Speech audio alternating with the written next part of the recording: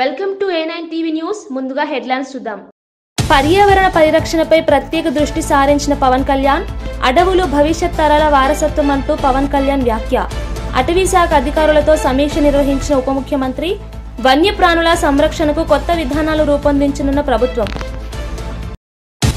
నేను రౌడీజం చేయను అని స్పష్టత ఇచ్చిన ఎమ్మెల్యే కడియం శ్రీహరి.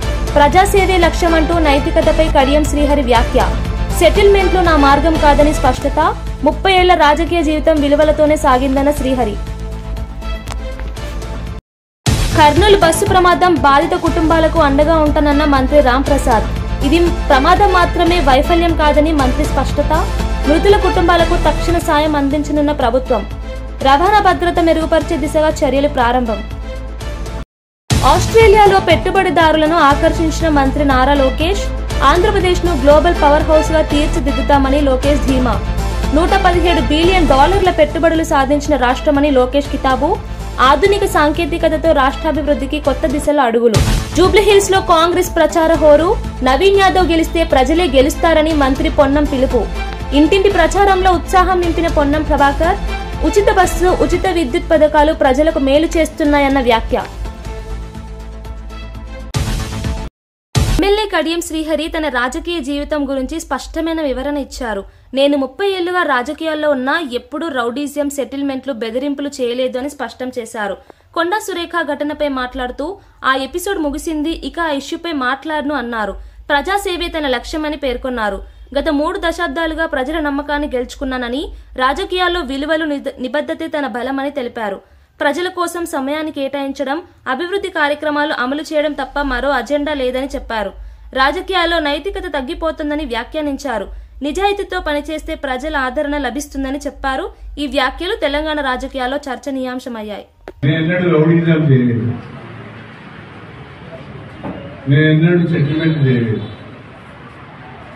ఎవరిని బెదిరించి బలవంతపు వసూలు చేయలేదు, భూ కబ్జాలు చేయలేదు. నాకు ఎవరితో ఎందుకు సమస్య ఉంటుంది? అనునిత్యం నేను ప్రజల్లో ఉంటాను. నన్ను ఎందుకు నా ప్రజలకి ఏం చేయగలను, నా నియోజకవర్గానికి ఏం చేయగలను అనే ఆలోచన ఉంటుంది తప్ప అనవసరమైన విషయాలకి పోయేటానికి నాకు ఇష్టం లేదు. అభివృద్ధిలో నాతోని పోటీ పడలేని వాళ్ళు నా మీద విమర్శలు చేస్తే నేను చేసేది. కర్నూలు బస్సు ప్రమాదంపై రవాణా శాఖ మంత్రి రాంప్రసాద్ రెడ్డి స్పందించారు. మా ముందు ఉన్న తక్షణ కర్తవ్యం ప్రయాణికులను గుర్తించడం అని అన్నారు. తెలంగాణ, కర్ణాటక రవాణా శాఖ మంత్రులతో టచ్లో ఉన్నామని తెలిపారు. ఇది కేవలం ప్రమాదం మాత్రమే, ప్రభుత్వ వైఫల్యం కాదు అని స్పష్టం చేశారు. ప్రమాదానికి గురైన బస్సుకు ఆల్ ఇండియా పర్మిట్ ఉందని, ఏ రాష్ట్రంలోనైనా తిరగొచ్చని వివరించారు. ఇప్పటికే 19 మృతదేహాలను గుర్తించాం. బాధిత కుటుంబాలకు ప్రభుత్వం అండగా ఉంటుంది అన్నారు. రవాణా భద్రతను మెరుగుపరిచే చర్యలు తీసుకుంటామని చెప్పారు. కుటుంబాలకు తక్షణ సాయం అందించేందుకు అధికారులకు ఆదేశాలు జారీ చేసినట్లు తెలిపారు. ఈ ఘటన దురదృష్టకరమైనదైనా ప్రభుత్వ బాధ్యతగా బాధితులకు సహాయం అందిస్తామని హామీ ఇచ్చారు. టచ్లో ఉన్నాం.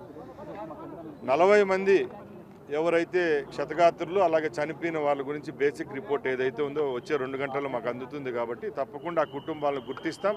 వాళ్లకు ఈ ప్రభుత్వం ద్వారా ఏవైతే చేయూత ఇవ్వాలనుకున్నా ఇచ్చేదానికి సిద్ధంగా. ముఖ్యంగా నేను ఒకటి చెప్తున్నానండి, అది చాలా తప్పు. ఈరోజు ఏ బస్సు అయితే యాక్సిడెంట్ అయిందో ఇది all India permit tourist bus అండి. ఈ బస్సులు చట్టపరంగా ఏ రాష్ట్రమైనా తిరిగేదానికి దీనికి హక్కు ఉంటుంది. దీని రికార్డ్స్ కావాలంటే మేము ముందర ప్రొవైడ్ చేస్తాము. ఇది ఆల్ ఇండియా పర్మిట్ ఉండే రాష్ట్రాలు డామన్ అండ్ డైలో రిజిస్టర్ అయిన బస్సు. ఈ బస్సు ఎక్కడైనా తిరగచ్చు. కేటగిరీలో క్వార్టర్కు ఇంత డబ్బని చెల్లించే విధానంలో ఉంటాయి కాబట్టి వాళ్ళు ఎక్కడైనా ఈ బస్సును తిప్పే హక్కు వాళ్ళకు ఉంది కాబట్టి ఈ రూట్లో తిరిగింది. ముఖ్యంగా దీంట్లో దాపరికం ఏం లేదు. యాక్సిడెంట్ జరిగిన టైము అది చాలా ముఖ్యం. ఎందుకంటే మొన్న వైజాగ్లో 100 మంది ప్రయాణించే గవర్నమెంట్ ఏదైతే మన సిటీలో తిరిగి ఇంటర్సిటీ బస్సు ఉంటుందో దాంట్లో ఫైర్ వస్తే వితిన్ 45 నిమిషాల లోపల 100 మంది ప్రయాణికులు కిందికి దిగారండి. అది టైం జరిగింది మార్నింగ్ 8:30కి జరిగింది. ఆ టైం ముఖ్యం. అలాగే ఆ బస్సు యొక్క డిజైన్ ఆర్డినరీ బస్సులో ఒక విధంగా డిజైన్ చేస్తారు, స్లీపర్ బస్సులో ఒక విధంగా డిజైన్ చేస్తారు. ఇది స్లీపర్ బస్సు డిజైనింగ్ కూడా ఏదో మేమిచ్చేది కాదని మార్త్ గైడ్లైన్స్ పరంగా సెంట్రల్ గవర్నమెంట్ వాళ్ళ నేతృత్వంలో డిజైన్ ఇచ్చిన బస్సులనే పర్మిట్ ఇస్తాము. దానికి చలానాలు డబ్బులు కట్టడం జరుగుతూ ఉంది కాబట్టి అలా ఎక్కడ గవర్నమెంట్ ల్యాబ్స్ అయితే లేదు. ఇదైతే కేవలం ప్రమాదం మాత్రమే. ఈ ప్రమాదానికి సంబంధించి ఏ విధంగా జరిగిందో అతి కొద్ది గంటల్లోనే మీ దృష్టికి తీసుకుంటాం. ఇప్పటికే 19 డెడ్ బాడీస్ రికవర్ చేయడం జరిగింది. ఇక్కడే తక్షణమే వాళ్లకు ఏదైతే DNA టెస్ట్ ఏదైతే ఉంటే అది కూడా చేస్తున్నాం. అలాగే ఈ బస్సు టికెట్ బుకింగ్ అప్పుడు మా దగ్గర డేటా ఉంటుంది, వాళ్ళ ఫోన్ నెంబర్స్ కూడా ఉన్నాయి, అవి కూడా ట్రేస్ చేస్తున్నారు మా ఇంటెలిజెన్స్ వాళ్ళు.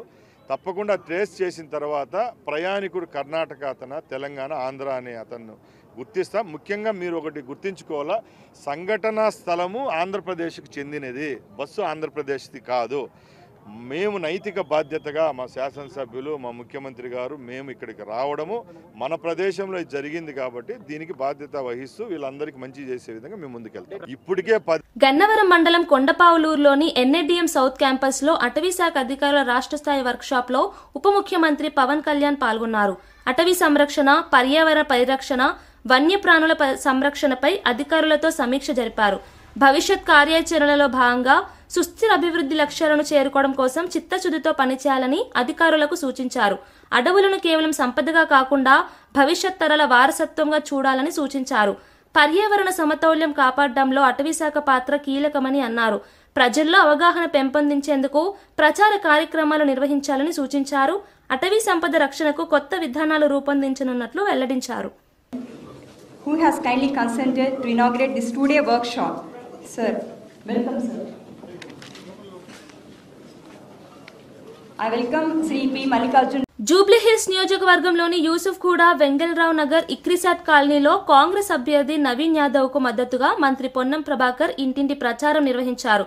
ST corporation chairman Bellaiah Naik, Sanjay Goud తదితరులు పాల్గొన్నారు. ఈ సందర్భంగా మంత్రి మాట్లాడుతూ కాంగ్రెస్ ప్రభుత్వం అందిస్తున్న 200 యూనిట్ల ఉచిత విద్యుత్, ఆర్టీసీ ఉచిత బస్సు ప్రయాణం వంటి పథకాలు ప్రజలకు మేలు చేస్తాయి అన్నారు. కాంగ్రెస్ అభ్యర్థి స్థానికుడని, ప్రజల సమస్యలు తెలుసుకున్నవాడని చెప్పారు. అభివృద్ధి, సంక్షేమ పథకాలతో రాష్ట్రం ముందుకు సాగుతోందని తెలిపారు. ప్రజలు నవీన్ యాదవ్ కు మద్దతు ఇవ్వాలని కోరారు.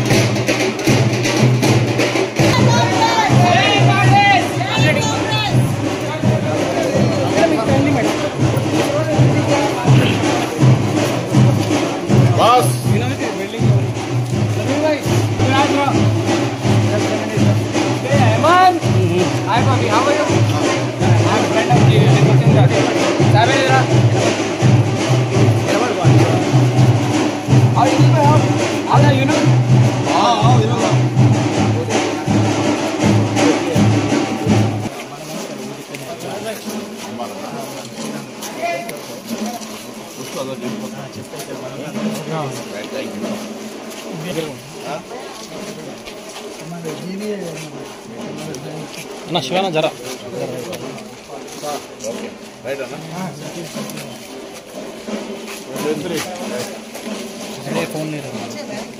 ఆస్ట్రేలియా పర్యటనలో ఉన్న రాష్ట్ర ఐటీ మంత్రి నారా లోకేష్ మెల్బోర్న్ లో ఆస్ట్రేలియా ప్రతినిధులతో సమావేశమయ్యారు.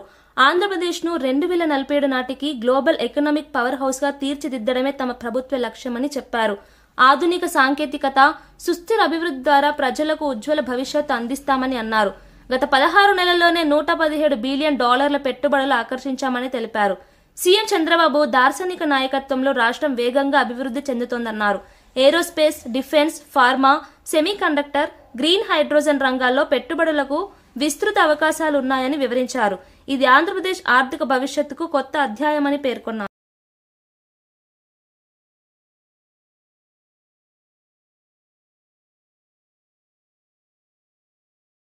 బీర్ల ఐలయ్య బీఆర్ఎస్ అధినేత కేసీఆర్ పై ఘాటు వ్యాఖ్యలు చేశారు. దళితులు, బడుగు బలహీన వర్గాలు ఓటు వేసి గెలిపిస్తేనే గతంలో సీఎం అయ్యాడు, కానీ ఇప్పుడు ప్రజల నమ్మకం కోల్పోయాడు అన్నారు. కేసీఆర్ రాజకీయం కుంభకర్ణుల్లా ఉంది, 6 నెలలు తిని 6 నెలలు నిద్రపోతాడంటూ ఎద్దేవా చేశారు. ఆయన ఫామ్ హౌస్ లో చెట్టు కింద కూర్చుని రాజకీయాలు చేస్తున్నాడని ఆరోపించారు. పార్టీ ఆఫీసుకు రాకుండా నాయకులను ఫామ్ హౌస్ కే పిలిపిస్తున్నాడు అన్నారు.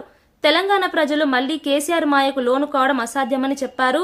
ప్రస్తుత కాంగ్రెస్ ప్రభుత్వం ప్రజలకు చేరవుతోందని, రేవంత్ నేతృత్వంలో తెలంగాణలో కొత్త దశ ప్రారంభమైందని పేర్కొన్నారు. బీఆర్ఎస్ పతనం ప్రారంభమైందని వ్యాఖ్యానించారు. మైనార్టీ బీసీ ప్రజలంతా 2 దఫాలుగా ఓట్లేసి ముఖ్యమంత్రిని చేస్తే తెలంగాణ ఎస్సీ ఎస్సీ మైనార్టీ బీసీలతో ముఖ్యమంత్రి అయి తెలంగాణ ప్రజలకు ఒరగబెట్టింది లేదు. తెలంగాణను సర్వనాశనం చేసి ఒక దొరపాలన చేసినటువంటి కేసీఆర్ కు తెలంగాణ ప్రజలు బుద్ధి చెప్పి ఫామ్ హౌస్ లో కూర్చున్నా ఇంకా దొర అహంకారం తగ్గలేదు. ఫామ్ హౌస్ లో కుంభకర్ణం లెక్క 6 నెలలు తిని 6 నెలలు పడినట్టుగా చెట్టు కూర్చేసుకొని కూర్చొని ఫామ్ హౌస్ నుంచే ఇలా పరిపాలన, ఆయన పార్టీ పరిపాలన అనిపిస్తున్నాడు. కనీసం వాళ్ళ పార్టీ ఆఫీస్కి వచ్చి చర్చ చేసే దిక్కు దివాలు లేదు. పార్టీ నాయకులనే ఫామ్ హౌస్ తీసుకొని ఫామ్ హౌస్ నుంచి నువ్వు జూబ్లీసి అభ్యర్థి, మా అభ్యర్థి గెలుస్తాడని చెప్తున్నావు. అసలు మీ అభ్యర్థికి డిపాజిట్ అని వస్తుందా? ఒక బీసీ బిడ్డ, యాదవ్ బిడ్డ నవీన్ యాదవ్ కు కాంగ్రెస్ పార్టీ టికెట్ ఇస్తే ఇలా జూబ్లీస్ ప్రజలంతా కూడా బ్రహ్మరథం బట్టి సుమారు 70-80 వేల తోటి గెలిపిస్తామని చెప్పి జేజేలు పలుకుతుంటే మా నవీన్ యాదవ్ మా అభ్యర్థిని రౌడీ షీటర్ అంటున్నావు. మరి నీ కొడుకు కేటీఆర్ ఇలా సల్మాన్ ఖాన్ అనే ఒక రౌడీ షీటర్ను, 32 కేసులు ఉన్నటువంటి రౌడీ షీటర్ను ఇలా పార్టీలో చేర్చుకున్న నీతి మీది. ఇలా మా అభ్యర్థి మీద ఒక రౌడీ షీటర్ చూపించు. ప్రజలకు అన్ని విధాలు అందుబాటులో ఉండి ప్రజలకు సేవ చేస్తున్నటువంటి నవీన్ యాదవ్ కు కాంగ్రెస్ పార్టీ టికెట్ ఇచ్చింది. ఇలా తెలంగాణ బీసీ బిడ్డలను అగౌరవపరిచే విధంగా ఇలా వ్యాఖ్యలు చేసిన కేసీఆర్ కు బుద్ధి చెప్పాలి. తెలంగాణలో బీసీ, ఎస్టీ, ఎస్సీ మైనార్టీలు కూడా ఈ కేసీఆర్ దొరహంకారాన్ని వంచి చూపించాలంటే 1,00,000 మెజార్టీ తోటి నవీన్ యాదవ్ గెలిపించాలి. ఇలా కేసీఆర్ జూబ్లీస్ మేము గెలుస్తామంటున్నావు. ఏ ముఖం పెట్టుకొని గెలుస్తావు? నువ్వు చేసిన పనేంది? నీకు తెలంగాణ ప్రజలు ప్రతిపక్ష హోదా ఇస్తే 2 సంవత్సరాలుగా ఇలా అసెంబ్లీకి రావు, ప్రతిపక్ష హోదా నిర్వహించక ఫామ్ హౌస్ కే పరిమితమైన. అధికారం ఉన్నప్పుడు ఫామ్ హౌస్ లో పట్టుకుంటావు, అధికారం పోయి ప్రతిపక్ష నాయకుడున్న ఫామ్ హౌస్ లో ఉంటావు. ఇలా ఫామ్ హౌస్ నుంచే ఈ రకంగా మాట్లాడడం సిగ్గుచేటు. బీసీ అంటే అంత చిన్న చూపా మీకు? బీసీ బిడ్డల కాంగ్రెస్ పార్టీ 42% రిజర్వేషన్ ఇస్తే దానిపైన మాట్లాడే అర్హత లేదు నీకు. బీసీలకు ఏ రకంగా నువ్వు న్యాయం చేస్తున్నావో చెప్పాలి. ఇలా టీఆర్ఎస్ పార్టీలో ఉన్నటువంటి బీసీ ఎమ్మెల్యేలు, బీసీ మాజీ మంత్రులు తలసాని శ్రీనివాస్ యాదవ్ గారు, శ్రీనివాస్ గౌడ్ గారు, అదేవిధంగా అందులో ఉన్న బీసీ ఎమ్మెల్యేలు మీరు ఆలోచన చేయాలి. కాంగ్రెస్ పార్టీ బీసీ బిడ్డకు ఇలా కాంగ్రెస్ పార్టీ ఎమ్మెల్యేగా బీఫామ్ ఇస్తే రౌడీ షీటర్ అని చెప్పి బీసీలను అగౌరవపరుస్తున్నటువంటి కేసీఆర్ కు బీసీ, ఎస్టీ, ఎస్సీ మైనార్టీలంతా కూడా జూబ్లీ ఎలక్షన్ లో బుద్ధి చెప్పాలి. తప్పకుండా తెలంగాణ ప్రజలు ఏదైతే కేసీఆర్ ను ఫామ్ హౌస్ పరిమితం చేసిన కేసీఆర్ అహంకారం తగ్గలే. ఒకరికి బావా, ఒకరికి బామ్మాది కాంగ్రెస్ పార్టీ అభ్యర్థి మీద దుష్ప్రచారం చేస్తున్నారు. మరి ఒక బీసీ బిడ్డ ఎమ్మెల్యే కాకూడదా? బీసీ బిడ్డ కాంగ్రెస్ పార్టీ బీఫామ్ ఇస్తే చూసి ఓర్వలేక ఈ రకంగా చిల్లర మల్లర మాట్లాడుతున్న కేసీఆర్, నీకు తెలంగాణ ప్రజలు కర్రు కాల్చి వాత పెట్టినా మీ బుద్ధి మారలేదు. ఈ రకంగా బీసీ బిడ్డలను అవమానపరిచి బీసీ బిడ్డల మీద మీరు ఈ రకంగా అనిష్టవాక్యం చేస్తే రేపు గ్రామాలలో తిరగని తస్మాత్ జాగ్రత్త. ఇప్పటికైనా ఆ దొరపోకడు, దొర అహంకారం తగ్గించుకొని మా నవీన్ యాదవ్ కు, మా బీసీ బిడ్డలకు క్షమాపణ చెప్పాలని చెప్పి కేసీఆర్ డిమాండ్ చేస్తా ఉన్నాం. హైదరాబాద్ గన్ పార్క్ లో గో రక్షకుడు ప్రశాంత్ పై దాడిని ఖండిస్తూ బీజేపీ ఆధ్వర్యంలో డీజీపీ కార్యాలయ ముట్టడిలో ఎంపీ ఈటెల రాజేందర్ మాట్లాడారు. కాంగ్రెస్ ప్రభుత్వం అధికారంలోకి వచ్చిన తర్వాత లా అండ్ ఆర్డర్ పూర్తిగా కూలిపోయింది, గన్ కల్చర్ పెరిగింది అన్నారు. మేడ్చల్, కీసర, గట్కేసర్ పరిధిలో మాఫియా మాదిరి రవాణా జరుగుతోందని చెప్పారు. గో రక్షకులు సమాచారం ఇచ్చిన పోలీసులు స్పందించడం లేదు అన్నారు. ప్రశాంత్ పై తుపాకీ కాల్పులు జరపడం ఎంత ధైర్యమో అని ప్రశ్నించారు. వీరి వెనుక ఎవరున్నారు, ప్రభుత్వం ఎందుకు స్పందించడం లేదు అంటూ విమర్శించారు. హిందూ దేవాలయాలపై దాడులు పెరిగాయని, ప్రభుత్వం నిర్లక్ష్యం వహిస్తోందని హెచ్చరించారు. ఈ దాడుల వెనుక ఉన్నవారిపై కఠిన చర్యలు తీసుకోవాలని డిమాండ్ చేశారు. గోరక్షకులుగా నిత్యం చూస్తూ ఉంటా. ఇక్కడ ఎంపీగా మేడ్చల్ పోలీస్ స్టేషన్ కావచ్చు, షామీర్పేట్ పోలీస్ స్టేషన్ కావచ్చు, కీసర పోలీస్ స్టేషన్ కావచ్చు, గడికసర పోలీస్ స్టేషన్ కావచ్చు, నిత్యం కొన్ని వందలాది ట్రక్కులు కదిలిపోతా ఉన్నాయి. ఇది ఒక పెద్ద మాఫియా లాగా తయారైంది. దీన్ని కంట్రోల్ చేయాల్సిన బాధ్యత ప్రభుత్వం మీదనే ఉంటుంది. గోరక్షకులుగా సమాచారం ఇస్తుండొచ్చు కానీ కంట్రోల్ చేయాల్సిన బాధ్యత మాత్రం పోలీస్ స్టేషన్ మీదనే ఉంటుంది. కానీ ఎక్కడో పోలీసులు పూర్తిగా విఫలమైన సందర్భంలో గోరక్షకులుగా బయటకు వచ్చి అక్కడక్కడ సమాచారం ఇవ్వడం కానీ అక్కడ ఆపే ప్రయత్నం చేస్తున్నప్పుడు ట్రక్కులతో గుద్దడం ఇవాళ ట్రక్కుల్ని వీళ్ళ కాళ్ళ మీద నుంచి పోడించడం. ఇవాళ 3-4 వెహికల్స్, ఒక్కొక్క ట్రక్ ఆవులు తోలుకపోయేటువంటి ట్రక్ కి 3-4 వెహికల్స్ ఇలా కత్తులతో గుండాలు దాన్ని కాపలా కాసే పద్ధతి. ఇది ఆపాలని చెప్పి చాలా రోజులుగా ఇక్కడ డిమాండ్ చేస్తా ఉంది. నిన్న ప్రశాంత్ అనే వ్యక్తి మీద నేరుగా ఇలా తుపాకీతో కాల్చిందంటే ఎంత ధైర్యం ఉండాలి, వీడికి ఎవరు సపోర్ట్ చేస్తున్నట్టు, ఎవరి అండతో ఇలా వీళ్ళు పని చేస్తున్నట్టు, మరి చట్టం ఉన్నట్ట లేనట్ట ప్రభుత్వం చెప్పాల్సిన అక్కడ ఉన్నది. దీని పూర్తి బాధ్యత ప్రభుత్వం అని చెప్పి హెచ్చరిస్తా ఉన్నాం. ఎందుకంటే ఇది విశ్వాసానికి సంబంధించిన అంశం. ఇదేదో ఆవులు అమ్ముకునేటువంటి వ్యాపార సంబంధించిన అంశం కాదు. ఇది అశేష ప్రజానీకం యొక్క విశ్వాసానికి సంబంధించిన అంశం కాబట్టి ఈ విశ్వాసాన్ని వమ్ము చేయడంలో, ఈ విశ్వాసాన్ని ఇవాళ అవమానపరచడంలో ఈ ప్రభుత్వం సహకరిస్తున్నట్టుగా ప్రజలు భావిస్తూ ఉన్నారు. కాబట్టి రేవంత్ రెడ్డి గారి ప్రభుత్వం తక్షణమే వీటి మీద విచారణ జరిపించాలి. ఎవరైతే ఈ ఫైరింగ్ చేసిందో, ఎవరైతే గతంలో కత్తులతో పొడుస్తూ ఉన్నారో, ఎవరైతే వీళ్ళు వెహికల్స్ తో చంపే ప్రయత్నం చేస్తున్నారో వాళ్ళ మీద చర్యలు తీసుకోవాలని చెప్పి ఈ ప్రభుత్వాన్ని హెచ్చరిస్తా ఉంది. హిందూ సమాజం మీద జరుగుతున్నటువంటి దాడిని నిరసిస్తూ బీజేపీ ఈ రోజున ధర్నా కార్యక్రమం చేపడతా ఉంది, పాదయాత్ర చేపడతా ఉన్నారు. కానీ అయినా కూడా ఇలా జరుగుతూనే ఉన్నాయి. దీని కాల్పులే జరిగాయి. సో ఇదంతా ఎంఐఎం అండదండలు ఉన్నాయని చెప్పి అండదండలు ఉన్నాయి.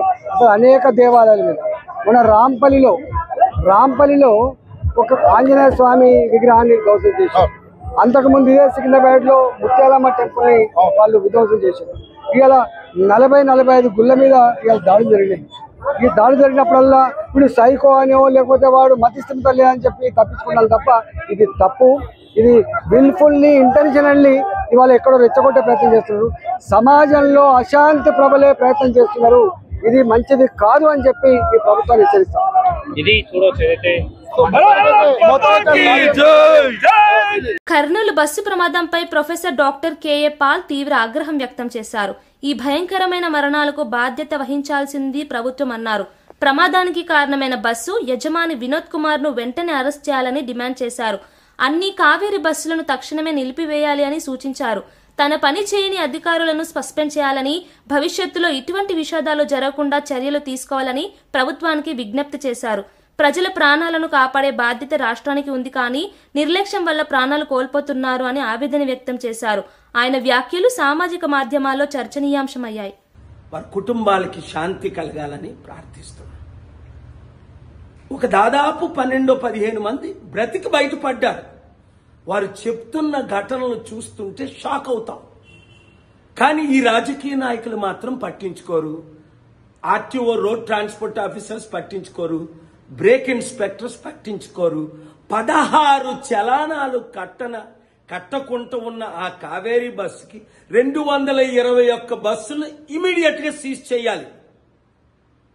ఆ ఓనర్ ఎక్కడున్నాడో వినోద్ కుమార్ ని ఇమీడియట్ గా అరెస్ట్ చేయాలి. చనిపోయిన కుటుంబానికి 2 లక్షలు ప్రకటించడం కాదు ప్రధానమంత్రి, కనీసం ఓనర్ ద్వారా ₹1 కోటి ఇప్పించాలి. ఇలాంటి యాక్సిడెంట్లు జరగకుండా ఉండాలంటే అసెంబ్లీలో, పార్లమెంట్లో మంచి చట్టాలు తీసుకురావాలి. ఎయిర్ ఇండియా యాక్సిడెంట్ అయినప్పుడు అహ్మదాబాద్ లో 261 మంది చనిపోతే, అరే బాబు ఎయిర్ ఇండియన్ మినిస్టర్ రాజీనామా చేయాలంటూ ఒక్కడ పట్టించుకోలేదు. సరికదా అవార్డులు ఇస్తున్నారు వీళ్ళకి. పొలిటికల్ రాజకీయ కరప్షన్ ద్వారా ఈ దేశం సర్వనాశనం అవుతుంది. మనిషికి విలువ లేకుండా పోతుంది. ప్రశ్నించిన వాళ్ళని నోరు మూయించడానికి ప్రయత్నిస్తున్నారు. ఈ బస్సు ఓనర్స్ రాజకీయ నాయకులకి ఆఫీసర్స్ కి ఇచ్చినంత డబ్బు ఇచ్చి తప్పించుకుంటున్నారు. చూద్దాం వీరిని అరెస్ట్ చేస్తారా చేయరా, చట్టాలు మార్చుతారా మార్చరా, ₹1 ఇస్తారా ఎవరా? ప్రతి మీడియా మిత్రులు ఈ వీడియోని షేర్ చేసి ఇలాంటి ఘటనలు 100, 1000 జరుగుతున్నాయి. మనిషికి విలువ లేదు. అదే దేశాల్లో ముఖ్యంగా అమెరికా, వెస్టర్న్ కంట్రీస్ లో ఒక కాఫీ హాట్ గా ఉంది కాలిపోయారంటే ₹25 కోట్ల ఇచ్చారు. మనకి 2 లక్షలు ప్రకటిస్తారు, తర్వాత మర్చిపోతారు. కుటుంబాలను పట్టించుకోరు. రోడ్ల మీద అన్ని రకాల ప్రజలకి, అంటే మనకి, మన బ్రతుకులకి విలువ లేదు. వాళ్ళకుంది. చూసారా, కరోనా వచ్చినప్పుడు కోట్ల మంది చనిపోతే ఎవరైనా పట్టించుకున్నారా? వాళ్ళకి కాంపెన్సేషన్ ఇచ్చారా? ఇప్పించారా ఎవరితోనైనా? అంతే. మార్పు రావాలి. ఆ మార్పు మనమే తేవాలి. ఈ వీడియో అందరికీ షేర్ చేయండి. కర్నూలు జిల్లాలో జరిగిన ఘోర బస్సు ప్రమాదంపై హోంమంత్రి అనిత మీడియాతో మాట్లాడారు. ఈ ప్రమాదంలో 19 మంది ప్రాణాలు కోల్పోయారు, వారిలో 2 చిన్నారులున్నారు అన్నారు. కర్నూలు వ్యాస్ ఆడిటోరియంలో మంత్రి రాంప్రసాద్ రెడ్డితో కలిసి ప్రెస్ మీట్లో మాట్లాడుతూ మొత్తం 16 ప్రత్యేక బృందాలతో అన్ని కోణాల్లో దర్యాప్తు జరుగుతోంది అన్నారు. మృతుల కుటుంబాలకు ఆర్థిక సాయం అందిస్తామని తెలిపారు. బాధితులను గుర్తించే ప్రక్రియ కొనసాగుతోందని వివరించారు. ఈ ఘటన పునరావృతం కాకుండా తక్షణ చర్యలు తీసుకుంటామన్నారు. పోలీసులు, రవాణా శాఖతో సమన్వయం సాధించి బస్సు భద్రతా నిబంధనలు కఠినతరం చేయనున్నట్లు తెలిపారు. అన్ని కోణాల నుంచి కూడా, ఎందుకంటే ఇదేదో ఇలా జరిగిందని వదిలేయలేదు. 16 ఫోరెన్సిక్ టీములు పెట్టామంటేనే ఒకసారి అర్థం చేసుకోండి. అందులో 4 టీమ్స్ ఎక్స్క్లూజివ్లీ దీని గురించే, అది ఇన్సిడెంట్ ఎలా జరిగింది, ఇన్సిడెంట్ జరగడానికి కారణం ఏంటి, ఎక్కడ స్టార్ట్ అయింది, ఇవన్నీ కూడా చాలా క్లియర్ గా బయటకు వస్తాయి. ప్రతి ఒక్కరి మీద కూడా చర్యలు ఉంటాయి. ఆల్రెడీ కేసెస్ కూడా ఫైల్ అయింది. కేంద్రపాలిత ప్రాంతాల్లో కొన్న తర్వాత ఈ విధంగా స్టేట్ లో మెట్రోపాలిటన్ సిటీస్ లో ట్రావెల్ చేస్తూ ఉన్నారు. ఎందుకంటే యూటీస్ లో వెహికల్స్ కాస్ట్ చాలా తక్కువగా ఉంటుంది. తర్వాత వాటికి సరైనటువంటి ఆధారాలు లేవు. ఆధారాలు లేకున్నా అధికారులు కూడా మామూలు మాయలు ఉంటూ యథేచ్ఛగా ఈ వెహికల్స్ రోడ్డు మీదకి రావడం వల్ల ఇలా జరుగుతూ ఉన్నాయి అనేది పబ్లిక్. ఇప్పుడు ఇన్సిడెంట్ జరిగింది కాబట్టి చాలా వస్తాయి, నేను కాదని చెప్పట్లేదు, నేను అది కాదు. ఆల్రెడీ దీనికి సంబంధించి చూసుకుంటే మొత్తం ఆల్ ఇండియా పర్మిట్ ఉంది, ఫిట్నెస్ సర్టిఫికేట్స్ ఉన్నాయి, అన్ని కూడా ఉన్నాయి ఇందులో. సో ఎందుకు జరిగింది, ఏం జరిగింది, మీరు అన్న కోణంలో కూడా మేము ఈ రోజు దర్యాప్తు చేయడానికి సిద్ధంగా ఉన్నాం. అన్ని కోణాల్లోని దర్యాప్తు చేయమని గౌరవ ముఖ్యమంత్రి గారు ప్రత్యేకంగా దీని మీద ఆదేశించారు. ఈ రోజు మమ్మల్ని అందరినీ హుటాహుటిని ఇక్కడికి పంపించడంలోనే దీన్ని సీరియస్ గా, ఎంత సీరియస్ గా రాష్ట్ర ప్రభుత్వం తీసుకున్నదన్న విషయం కూడా మీరు గ్రహించుకోవాలి. సినిమా కార్మికుల సంక్షేమం కోసం తెలంగాణ ప్రభుత్వం ఏర్పాటు చేసిన కమిటీ తొలి సమావేశం లేబర్ కమిషనర్ కార్యాలయంలో జరిగింది. కమిషనర్ దానకిషోర్ అధ్యక్షతన జరిగిన ఈ సమావేశంలో ఎఫ్టీసీ చైర్మన్ దిల్రాజు, నిర్మాత Supriya, film chamber secretary Damodara Prasad, federation అధ్యక్షుడు అనిల్ కుమార్ వల్లభనేని, కార్యదర్శి అమ్మిరాజులు పాల్గొన్నారు. కార్మికుల జీతాలు, పని గంటలు, భద్రతా చర్యలపై విస్తృత చర్చ జరిగింది. ప్రభుత్వం త్వరలో కొత్త విధానాన్ని ప్రకటించనుందని కమిషనర్ తెలిపారు. ఫిలిం రంగంలో శ్రామిక హక్కులను పరిరక్షించడమే తమ ప్రధాన లక్ష్యమని పేర్కొన్నారు. ఈ సమావేశంతో కార్మికుల సమస్యల పరిష్కారానికి దిశానిర్దేశం లభించింది. అటు ఇండస్ట్రీ నుంచి కానీ, ఇటు ఫెడరేషన్ నుంచి కానీ వాళ్ళు కూడా ఈ కమిటీలో ఉన్నారు కాబట్టి ఒక 3-4 పాయింట్స్ ఈరోజు అడ్రస్ చేసి అవి ఎలా నెక్స్ట్ 1 వీక్లోనే అవి ఆ పాయింట్స్ని ఎలా డిజాల్వ్ చేద్దాము, బోత్ పార్టీస్తో మాట్లాడి అని చేసాం. చాలా పాజిటివ్గా ఉంది. నెక్స్ట్ వీక్లో వీటి మీద కన్క్లూజన్ వస్తుంది. కర్నూలు జిల్లాలో జరిగిన బస్సు ప్రమాదం పట్ల తెలంగాణ ముఖ్యమంత్రి రేవంత్ రెడ్డి తీవ్ర దిగ్భ్రాంతి వ్యక్తం చేశారు. ఈ ఘటనలో 19 మంది ప్రాణాలు కోల్పోవడం చాలా బాధాకరమని అన్నారు. మృతుల కుటుంబాలకు ప్రగాఢ సంతాపం తెలిపారు. ఈ ప్రమాదంపై వెంటనే ఆంధ్రప్రదేశ్ ప్రభుత్వంతో సంప్రదించి అవసరమైన సహాయ చర్యలు తీసుకోవాలని రాష్ట్ర అధికారులకు ఆదేశించారు. ప్రధాన కార్యదర్శి, డీజీపీతో కూడా రేవంత్ ఫోన్ ద్వారా మాట్లాడారు. గద్వాల్ కలెక్టర్, ఎస్పీని ఘటనా స్థలానికి వెళ్లి పరిస్థితిని పర్యవేక్షించాలని ఆదేశించారు. ప్రజల ప్రాణాలు అమూల్యమైనవి, ఇటువంటి ఘటనలు జరగకుండా చర్యలు తీసుకుంటామన్నారు. బాధిత కుటుంబాలకు సహాయ నిధులు అందించేందుకు ప్రత్యేక బృందాన్ని నియమించారు. ఈ ఘటనతో 2 రాష్ట్రాల ప్రభుత్వాలు సన్నద్ధంగా స్పందించాయి. డ్రైవరు అక్కడ కాలిపోతున్నట్టుంది మ్యామ్, బస్సు కాలుతుంది అక్కడ. సరే గబగబా ఏదైనా హెల్ప్కి వెళ్దాము, అసలు ఏమన్నా పోలీసులు వచ్చారా లేదా అని నేను గబగబా కారు దిగి వెళ్ళానండి. వెళ్లేసరికి బస్సు తగలబడిపోతుంది. కొంతమంది కింద కూర్చుని ఏడుస్తున్నారు, ఎవరెవరు ఉన్నారని ఏడుస్తున్నారు, కొంతమంది టెన్షన్ పడుతున్నారు, ఇలా ఉన్నారు. ఆ బస్సుకు సంబంధించిన వాళ్ళు అలా వాళ్ళ పరిస్థితి అలా ఉంది. ఇంకా మిగిలిన వాళ్ళ ఫోన్లు అన్ని కూడా పాపం అందులో కాలిపోయాయి. చాలా మంది దగ్గర ఏమి బయటకు వచ్చిన వాళ్ళ దగ్గర ఏమీ రాలేదు. అక్కడ ఉన్న మిగిలిన జనం అండి మొబైల్స్ తో వీడియోస్ తీసుకుంటున్నారండి. ఎవరైనా పోలీస్ కి కాల్ చేయలేదు. నేను కార్ దిగి వచ్చే హడావుల్లో ఫోన్ ఏమో కార్లో వదిలేశాను. ఫోన్ వర్షం పడిపోతుంది పక్క నుంచి, ఫోన్ టచ్ చేయడానికి కూడా ఎవరిదైనా అడిగి తీసుకుని టచ్ చేద్దామని వర్షానికి తడిచి అది పనిచేయట్లేదు. నేను మళ్ళీ గబగబా కార్ దగ్గరికి వెళ్లి వెంటనే కర్నూలు ఎస్పీ గారికి అండ్ ఎస్బీ ఇన్స్పెక్టర్ గారికి కాల్ చేశానండి. లక్కీగా ఎప్పుడో నెంబర్స్ ఉన్నాయి. కాల్ చేస్తే వాళ్ళు ఇమీడియట్లీ రెస్పాండ్ అయ్యారు. వాళ్ళు రెస్పాండ్ అయిన కాసేపటికి రూరల్ సిఏ గారి బృందం అంట వాళ్ళు వచ్చారు. దాని ముందే ఫైర్ స్టేషన్ వాళ్ళు వచ్చారు. అండ్ ముందు ఫైర్ స్టేషన్ వాళ్ళని నెక్స్ట్ ఫైర్ సిబ్బంది, నెక్స్ట్ అంబులెన్స్, పోలీస్ వారు వీళ్ళందరూ వచ్చేసారండి. అప్పటికే ఒక ప్రైవేట్ వెహికల్ ఒక 6గురిని హాస్పిటల్ పంపించారు. నాతో ఇంకొక అతను ఎవరో హరీష్ అంట, ధర్మవరం చెందిన అతను. పాపం చాలా మంచి వ్యక్తి ఆయన కూడా. ఆయన ఒక 6గురిని ప్రైవేట్ వెహికల్ ఎక్కించి పంపించారు. తర్వాత వీళ్ళు వచ్చాక ఒక 5గురిని అంబులెన్స్ లో ఎక్కించడం జరిగింది. ఆయన తీసుకెళ్లారండి. ఆ తర్వాత ఈ లోపలనే మొత్తం ఎస్పీ గారు, పోలీస్ సిబ్బంది అందరూ వచ్చేసారు. అసలు ఆ మాంసపు ముద్దలు కాదండి, నిజం చెప్పాలంటే చాలా దారుణం అది. అస్థి పంజరాలు అలా సీట్లలోనే చూసేసరికి అసలు నాకైతే వల్ల కాలేదు. ఎవరైనా ఫ్యామిలీ అండి, చాలా ఆ ఫ్యామిలీ ఎంత బాధపడుతూ ఉంటారో. నేను అది తట్టుకోలేకపోయాను. వస్తూ అక్కడ ఆంజనేయ స్వామి గుడి దగ్గర ఆగిపోయి నదిలో మునగడం జరిగింది. నిజం చెప్పాలంటే చాలా బాధాకరం అండి. ఎవరు కాపాడడానికి అవకాశం లేదు. నిజం చెప్పాలంటే పోలీసులు రాకపోయింటే చాలా ఇబ్బంది పడిపోదాము. హెవీ ట్రాఫిక్ అండి. పోలీసులు లోపలికి రావడానికి బయటకి కూడా ఉండకపోను. ఇన్ఫర్మేషన్ ఇవ్వడంతో క్లియర్ చేసుకుంటూ వస్తూ మొత్తం లోపలికి వచ్చారు. అంతా ఆఫ్ చేశారు, మంటలు ఆఫ్ చేశారు.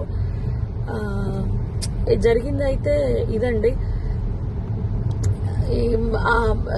ఆ బస్ కిందనే బైక్ ఉండిపోయింది. ఆ బైక్ ని కొట్టేస్తే బైక్ అతను చనిపోయి రోడ్డు పక్కకి పడిపోయాడు. మళ్ళీ ఆ బైక్ మాత్రం బస్ కిందకి వెళ్ళిపోయిందండి. అర్థమైపోయింది ఇది సార్ జరిగింది. బీహార్ అసెంబ్లీ ఎన్నికల ప్రచారంలో ప్రధాని నరేంద్ర మోదీ పాల్గొన్నారు. సమస్తీపూర్ జిల్లా కర్పూరి గ్రామంలో జరిగిన భారీ సభలో మాట్లాడుతూ యువతకు సాధికారత కల్పించడం మా కూటమి ప్రధాన ధ్యేయమన్నారు. నితీష్ కుమార్ నాయకత్వంలో ఎన్డీఏ అన్ని రికార్డులను బద్దలు కొడుతుంది, ఈ ఎన్నికల్లో ఘన విజయం సాధిస్తుందని నమ్మకమని పేర్కొన్నారు. అభివృద్ధి, సుస్థిర పాలన ద్వారానే ప్రజల విశ్వాసం లభిస్తుందని అన్నారు. దేశ భవిష్యత్తు యువత చేతుల్లోనే ఉంది అని పిలుపునిచ్చారు. బీహార్ అభివృద్ధి కోసం విద్య, ఉపాధి, పరిశ్రమ రంగాల్లో విప్లవాత్మక మార్పులు తీసుకురావడమే తమ లక్ష్యమని తెలిపారు. ప్రజల నమ్మకంతో ఎన్డీఏ కూటమి తిరిగి అధికారంలోకి వస్తుందని మోదీ ధీమా వ్యక్తం చేశారు.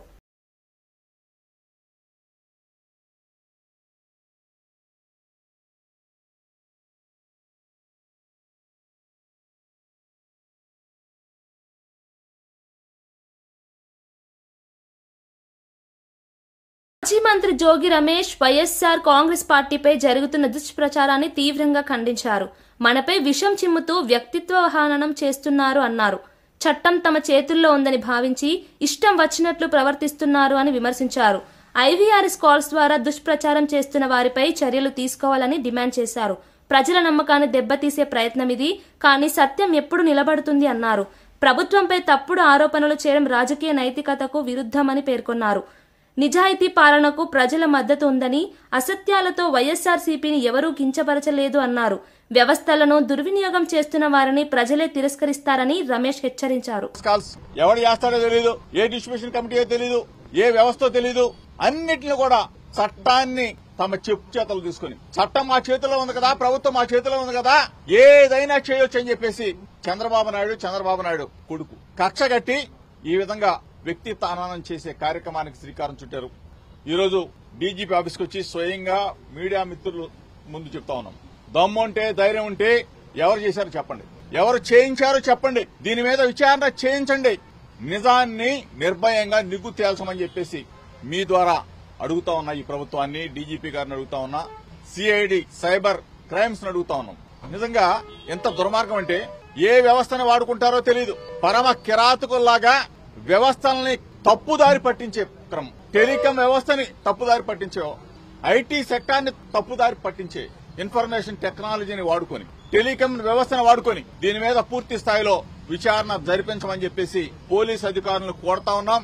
బాధ్యులైన వారిని ఎంతటి వారున్నా సరే ప్రభుత్వంలో, ఆఖరికి చంద్రబాబు నాయుడు ఉన్నా సరే, చంద్రబాబు నాయుడు కొడుకు లోకేష్ ఉన్నా సరే, ఇటువంటి తప్పుడు వ్యవస్థల్ని వాళ్ల చెప్పు చేతల్లో పెట్టుకుని వ్యక్తిత్వ హననం చేసే ఇటువంటి దుర్మార్గమైన క్రీడని పరిశోధించి పోలీసు వ్యవస్థ అరికట్టాలని చెప్పేసి, దీన్ని చేసిన ప్రతి ఒక్కరిని కూడా ఇందులో బాధ్యులను చేసి కేసులు పెట్టాలని చెప్పేసి మీడియా మిత్రుల ద్వారా డిమాండ్ చేస్తా ఉన్నాం. ఈ పాటికే చెప్పా, నా మీద ఒక బురదేశారు చంద్రబాబు నాయుడు ప్రభుత్వం, నేను సిద్ధంగా ఉన్నా, దేనికైనా రెడీగా ఉన్నా, నా వ్యక్తిత్వం మీద నా వ్యక్తిగత ప్రతిష్టని దిగజార్చే విధంగా చంద్రబాబు నాయుడు ప్రభుత్వం నకిలీ కల్తీ మద్యం దీని నా మీద అంటగట్టాలని, వైఎస్ఆర్ కాంగ్రెస్ పార్టీని ప్రతిష్టని దిగజార్చాలని చెప్పేసి చూసే ఈ ప్రభుత్వానికి, చంద్రబాబు నాయుడికి, లోకేష్ కి చెప్తా ఉన్నాం, దేనికైనా రెడీ, సిద్ధంగా ఉన్నాం. నేను చెప్పిన దానికి ఏ ఒక్కదానికి కూడా ప్రభుత్వం నుంచి, చంద్రబాబు నాయుడు నుంచి కానీ లోకేష్ నుంచి కూడా ఇంతవరకు స్పందన లేదు. తిరుమల వస్తామన్నాం, దానికి స్పందన లేదు. చంద్రబాబు నాయుడు చెప్పిన తర్వాత వరలరామయ్య చెప్పాడు, ఇది కాదు, తిరుమల కాదు, కనకదుర్గమ్మ గుడి కాదు, లైట్ డిటెక్టర్ టెస్ట్ కాదు, నార్కో ఎనార్ టెస్ట్ రెడీ అని దమ్ముగా చెప్తా ఉన్నా. డీజీపీ ఆఫీస్ ముందు చెప్తా ఉన్నా, నార్కో ఎనాల్. ముగించే ముందు హెడ్లైన్స్ మరోసారి చూద్దాం. పర్యావరణ పరిరక్షణపై ప్రత్యేక దృష్టి సారించిన పవన్ కళ్యాణ్, అడవులు భవిష్యత్ తరాల వారసత్వం అంటూ పవన్ కళ్యాణ్ వ్యాఖ్య. అటవీ శాఖ అధికారులతో సమీక్ష నిర్వహించిన ఉప ముఖ్యమంత్రి, వన్యప్రాణుల సంరక్షణకు కొత్త విధానాలు రూపొందించనున్న ప్రభుత్వం. నేను రౌడీజం చేయను అని స్పష్టత ఇచ్చిన ఎమ్మెల్యే కడియం శ్రీహరి, ప్రజాసేవే లక్ష్యమంటూ నైతికతపై కడియం శ్రీహరి వ్యాఖ్య. సెటిల్మెంట్లు నా మార్గం కాదని స్పష్టత, 30 ఏళ్ల రాజకీయ జీవితం విలువలతోనే సాగిందన్న శ్రీహరి. కర్నూలు బస్సు ప్రమాదం, బాధిత కుటుంబాలకు అండగా ఉంటానన్న మంత్రి రాంప్రసాద్. ఇది ప్రమాదం మాత్రమే, వైఫల్యం కాదని మంత్రి స్పష్టత.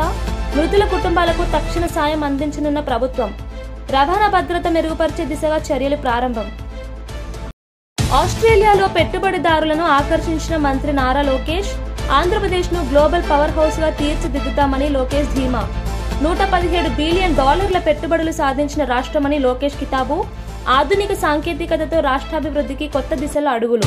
జూబ్లీహిల్స్ లో కాంగ్రెస్ ప్రచార హోరు, నవీన్ యాదవ్ గెలిస్తే ప్రజలే గెలుస్తారని మంత్రి పొన్నం పిలుపు. ఇంటింటి ప్రచారంలో ఉత్సాహం నింపిన పొన్నం ప్రభాకర్, ఉచిత బస్సు, ఉచిత విద్యుత్ పథకాలు ప్రజలకు మేలు చేస్తున్నాయన్న వ్యాఖ్య. ఇవి బులెటిన్ విశేషాలు. మరో బులెటిన్ లో మళ్ళీ కలుద్దాం.